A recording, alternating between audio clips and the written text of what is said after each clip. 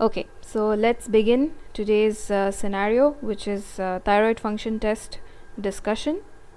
Okay, you will see the scenario on your screen now, so you can take your time, read it. When you're ready, let me know. We will begin. Reads, you are FY2 in the GP practice. Mrs. Lisa Su is a 39-year-old who presented to the clinic last week with weight gain. As a part of the routine tests, thyroid function tests were done. You will find the reports inside in the cubicle. Please take a short history and discuss management with the patient. Okay, so the TFT reports, if you see them, you can see that the TSH level is high, it's about 6. T3 and T4 are relatively normal. So, what do you call this kind of a condition? First question. Right. Very okay. Good. Now, moving on. I may not be able to answer all the questions right now, but then I will answer them. Leave them in the chat box. Once the session is over, I will answer them. Okay.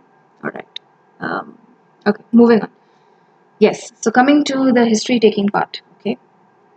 So what are the things you would like to ask in the history? Of course, you want to ask history of presenting illness, right? You want to ask past medical history, you want to ask a lifestyle and a personal history. Okay, so these are the three components of history taking. In the history taking, when you get a presenting complaint, you are going to elaborate it and you are going to ask about associated symptoms, complications, differentials. There's a quick past history you need to do, there's lifestyle and personal history that you need to do. Now, what I would suggest is whenever you have scenarios where you have to discuss lab findings, okay, I would advise to spend a little more time finding out why this patient has this, because invariably now this condition, this question that you had, it was a sort of a counseling like condition because you have to talk to the patient, you have to spend more time discussing management. Okay, the diagnosis is there with you, but you have to explain to your patient that they have this. So when you tell someone, I have this condition, you need to justify why you think they have this condition. So right now, maybe our priority is not to differentiate primary and secondary, but I would still suggest ask at least two questions in your history relating to those. Okay, I can see, that you came here last week with some complaints and some tests were done for you. So could you tell me something more about why you came to the clinic last week? So if they tell you, yeah, I had weight gain, some tests were done, just like this patient said, and I'm just here for my results. Okay, I have the results with me. I will discuss them with you. However, before I discuss the results, I would like to ask you a few questions because this will help me discuss the reports in a much better way. So always signpost before asking a history. It's very favorable. If you go inside and you discuss the results first, then you will lose marks for data gathering. So please don't do that. Always signpost and ask the questions. Okay. Now what are your questions? So you want to ask about the weight gain. Ask in her own words. So what happened? So when did you notice you gained weight? I would like to know some details about that. Okay. So I gained weight about 3 months ago and I'm not able to do anything. I feel like my weight gain is limiting all of my activities. Now, when you do not ask all of this properly in the beginning itself, so this patient will keep interrupting you at every step of questions and she will keep telling you my weight gain is doing this for me, my weight gain is doing that for me, and I'm really bothered about it. So right now, the rest of the symptoms that she has, which is of loss of hair, which is of cold intolerance, she is not very concerned about them. Her main concern right now is that she has weight gain. She thinks the weight gain is what is preventing her from performing her daily activities, and she feels that the atmosphere at home is a little bit off just because she is not being able to put her 100% into her daily activities because of her weight gain. Okay, so if this topic keeps coming up again and again when you are taking a history in the exam, so please remember you have to spend some time in the management talking about this, addressing this concern, even though the patient may not tell you directly that this is my concern, but because at every step of the way all she thinks about is weight gain. So that's a non-verbal cue that you need to address weight gain when you have to talk about management. Okay, So this is about elaborating the chief complaint. Okay, now moving on. How would you differentiate whether it's a primary or a secondary one? Some questions that you could possibly ask. Have you noticed anything else along with this? So if she says like what, now usually what happens is in the exam sometimes when you ask, okay, so you told me that you have weight gain, you have a preference to warm temperature or warm environment, and you also feel that you have loss of hair. Apart from this, have you noticed anything else? So when you ask this question, invariably the simulator asks you back, like what doctor, what do you mean?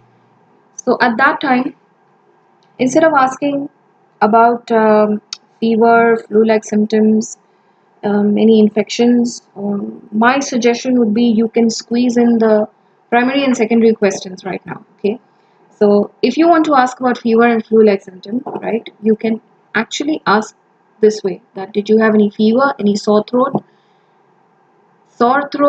with a pain in your neck? So basically, you are asking for which condition. When I say, did you have any fever? Did you have any sore throat with pain in your neck? Yes, very good. Thyroiditis. Okay, that's number one. So that's one of the primary causes why a patient might have, you know, this sort of a report. Second one, do you have or have you experienced any headache with double vision? Which condition am I asking? Headache with double vision? Yes, basically a hypothalamic cause. Yes. Okay, next one. Um, have you noticed any skin pigmentation, and have you noticed your clothes to fit tightly these days? I'm asking for a pituitary cause or a hypothalamic cause or a secondary cause. Usually the patient will say, oh, I have been gaining weight, so of course, my I'm not able to fit into my clothes and I have to, buy baggy clothes. So that would be a concern, but that's another question which fits into a secondary cause as well. Okay. So you can ask specific questions. I wouldn't recommend asking the same questions. Do you have any fever? Have you noticed any lumps or bumps anywhere in the body? Have you noticed any chest pain? Have you noticed any shortness of breath? You can ask these questions, but here they are not so relevant. Why? Because you already have the result with you, right? So what you can use as your differentials would be primary cause, secondary cause, and third one would be myxedema coma. That's a complication of hypothyroidism. So you can have three conditions this way to ask instead of those same um, questions in each and every cubicle. You want to ask those same questions. It's completely up to you.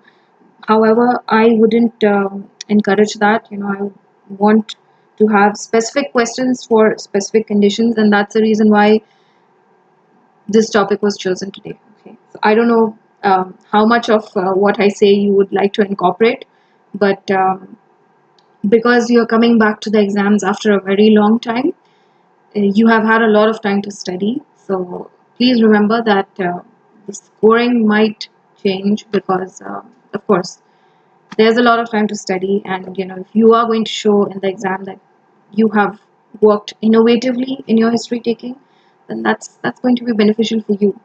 You might even get a 12, who knows. Of course, with this you will definitely get a 12.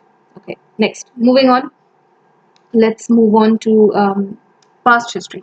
So in the past history, basically you try to evaluate if there are any risk factors or any additional questions that can point towards the finding which you have on the lab results. Okay.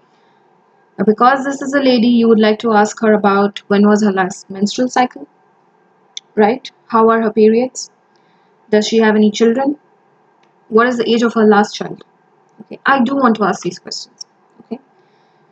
Now, these are some questions in the past history. Moving on to personal and lifestyle, you can ask her, if you are running short of time, you can ask her about if she is able to do any exercise, if she has exercised in the past and has it helped her. Then the other two questions which are relevant are, do you smoke? Do you drink alcohol? Is there any family history of any thyroid related conditions, right? Are you taking any medications, any long term medications? Do you have any allergies? What do you do for a living?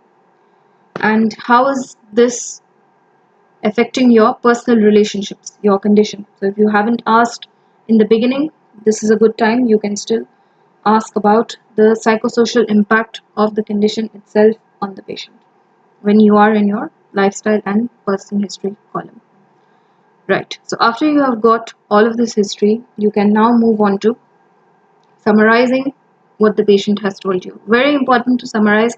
Please don't say, okay, when I asked you, I found out that you do not have this, you do not have that, you do not have this.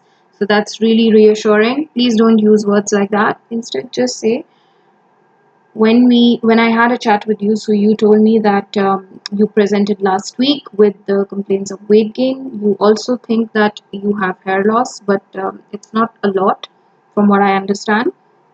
You also have a preference to a warm environment when no one else does. And apart from that, you do have some menstrual irregularities, right?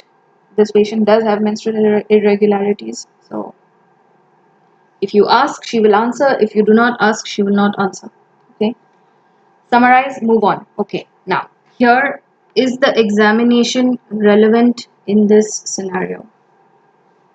Is examination relevant in this scenario? I hope you are following what I'm trying to say. Alright? Unnecessarily avoid touching the patient, especially in this.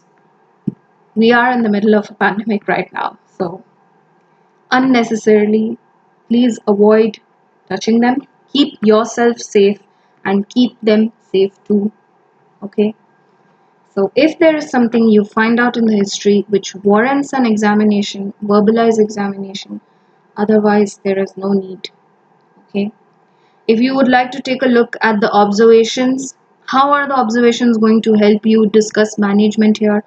Patient has told you 3 or 4 times, my weight gain is what is bothering me. My weight gain is limiting me. My weight gain is doing this to me. I would rather the candidate talks to me about my concern rather than talk about my observations. Okay? The weight gain is the concern here. So you need to address that. So when you start talking about what's going on with this patient, what are the lab results telling us, please remember to address weight gain. Okay, so if you have addressed the weight gain, if you have told her that what's going on with you is that there's a condition which happens in a gland which is located in your neck called the thyroid, and this report tells us that your weight gain is because of this and your time is up, you will still pass. Okay, how? Because why? Because you have told her that the weight gain is coming from this and that it's a condition which is causing her weight gain. Okay, so you would still pass. However, if you do not talk about, if you just tell her that what's going on with you is that you have this condition called thyroid, and I will ask my senior to review you, and then your time is up. Do not expect to pass, because it shows that the doctor does know what's going on with this patient, but they don't know how to manage this patient, and they haven't even addressed her concern. So just with a few words, you can actually determine the outcome of your station. Okay, just a few different words. This is the reason why I always say, never involve your senior in the beginning. Always do the job and then involve them. We are graduates. We know what are you supposed to do. Yes, of course, you would have to refer to the BNF for the dosage. You would, need to have the senior write the prescription. But over here, you are not asked to write a prescription. You are just asked to discuss management with this patient. Okay. So I would rather you depend or you follow doing that and improve your outcome instead of relying on something which has been going on for ages, and personally it hasn't worked for me. So I cannot guarantee that it will work for anyone else. Okay, so I would always prefer explaining what is wrong, backing up whatever diagnosis you have in your mind for a particular condition. Back up, tell her from the history you said this, your lab results also say this is why I think it is this. Do not give a wrong diagnosis. Do not go in there and say that this is hyperthyroidism. Okay, now please don't think that which kind of a fool would do that when when anybody anybody can do it, because if they are very anxious, if they're very nervous, and the atmosphere is as such, it's very chilly, and you have a lot of things going on in your mind, so it can happen. Maybe you just see the 6 as a 16 and then say, oh, you have hyperthyroidism, right? It can happen. We are all human beings, but if you have said something like that, if anybody has said something like that, then of course they might not pass. But otherwise, if you have picked up what it is, what causes it, you can definitely pull through. Okay, all right. So this is about the diagnosis. I said that from what you have told us, and from the results that we have, it looks like you have a condition which is due to a gland which is located in your neck, which causes these symptoms. Okay, what kind of symptoms? Weight gain, preference to warm environment, and loss of hair, menstrual irregularities. Now, coming to the treatment part. The treatment for hypothyroidism, can you start this in the GP clinic itself? Yes, very good. Yes, you can start treatment for. So, I have given the treatment and I have given advice. Okay, treatment and advice, both of these cover aspects in the history which I have used in my management as a patient directed approach. Okay, this is what I have done. I have not only have I given a patient centered or patient directed management, but I have also demonstrated to my examiner and my simulator that I was able to take a good history. I was able to remember points in the history which are favorable to talk about in the management, and I have given advice for those things in my management. Even then you would pass. Why? Because you demonstrated three things. One, patient directed, patient centered approach. Second thing, that you took a good history. Third thing, that you remembered the points from the history and gave specific management for that. Okay, now moving on. Review. So, doctor, when will I see you next? Or when can I come back? Right? So, you would like to tell the patient when they can come back. They can come back to us after 3 months, and we will review them with a new TFT or a thyroid function test report. Or if you notice any of the following, you can come back to us immediately. Okay, your red flags.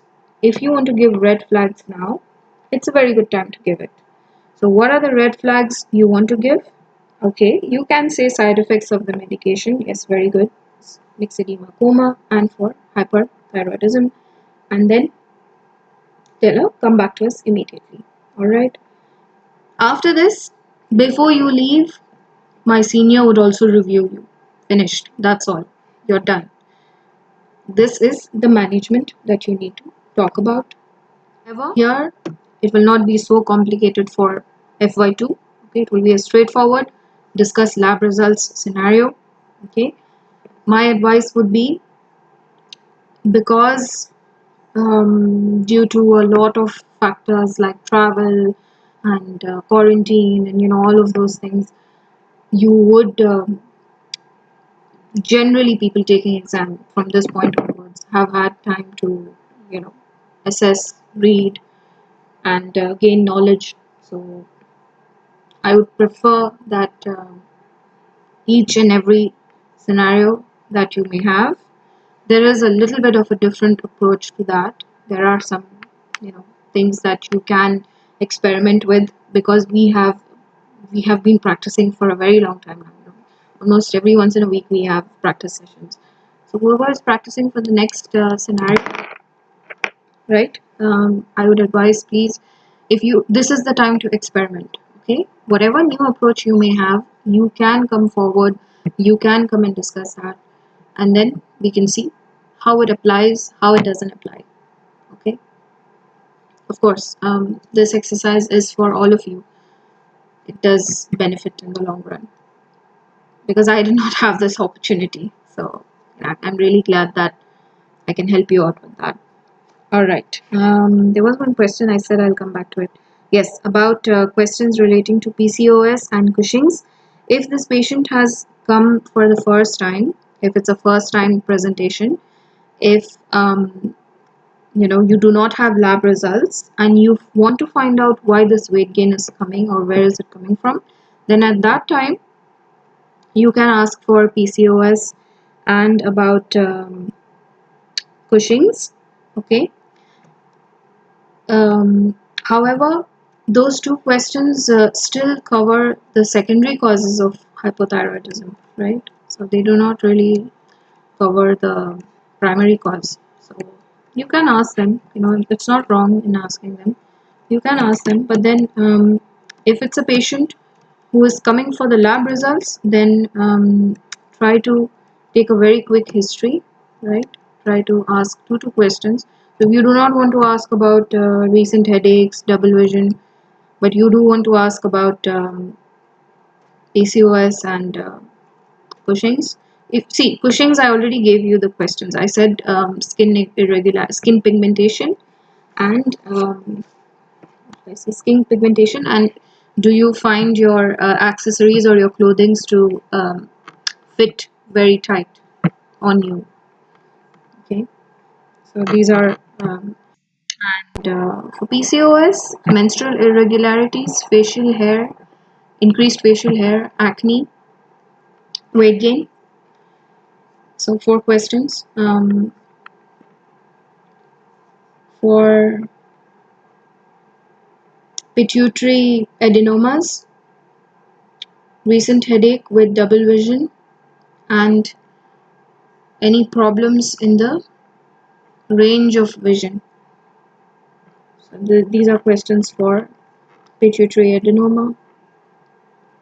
Okay, which exercise? Yeah, the exercise I was talking about is the fact that the topics are already given to you. So I'm saying that make your presentation, the history taking presentation, very innovative and experiment with it, because what we are doing now, this practice that we do every week, it's like a exercise, right? It's like an exercise. So for those who are practicing, it's an exercise. They know what works and what doesn't, and for those who are listening, it's also an exercise, because they know what will work and what will not as well. So I said in the long run it helps. That's what I meant. Thank you very much. I'm really glad. Okay, all right, so I'll see you on Saturday for the next topic, which is rheumatoid arthritis. And thank you very much, doctor, for practicing, for coming forward at such a short notice, and for practicing. I really appreciate it. Thank you very much. All right, so you're welcome. And this session will be uploaded on YouTube, so I will upload it with the presentation, right? And I'll let you know once I upload it. So take care, everybody. I'll see you on Saturday. Have a good rest of the day.